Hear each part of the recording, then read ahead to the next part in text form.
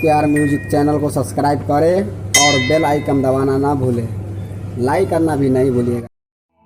शीशे जैसा दिल मेरा उसने तोड़ दिया है, उसने ही तोड़ दिया है।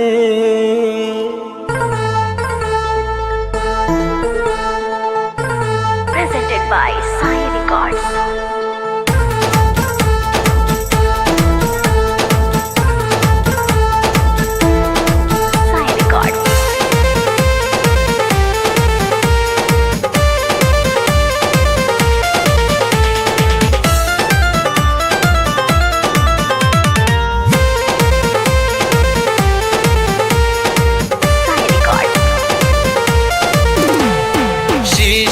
जैसा दिल मेरा उसने तोड़ दिया है, उसने तोड़ दिया है।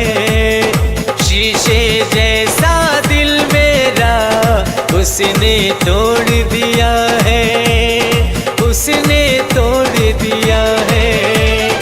मौत के बहुत करीब में है,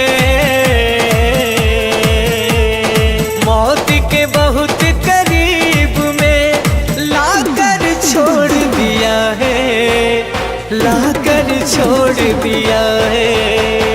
शीशे जैसा दिल मेरा उसने तोड़ दिया है, उसने तोड़ दिया है।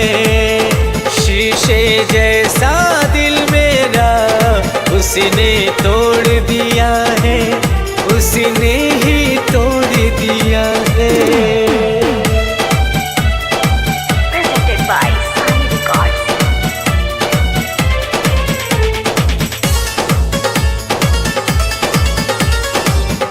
Sai Records.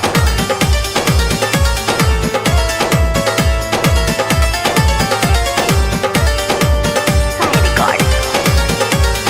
क्यों होता है प्यार किसी से, आंखें क्यों लड़ जाती हैं। जब तक ना देखूं बेवफा को धड़कनें बढ़ जाती हैं। क्यों होता है प्यार किसी से, आंखें क्यों लड़ जाती हैं।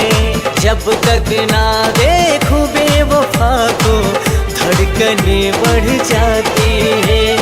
रिश्ता मेरा शराब से है,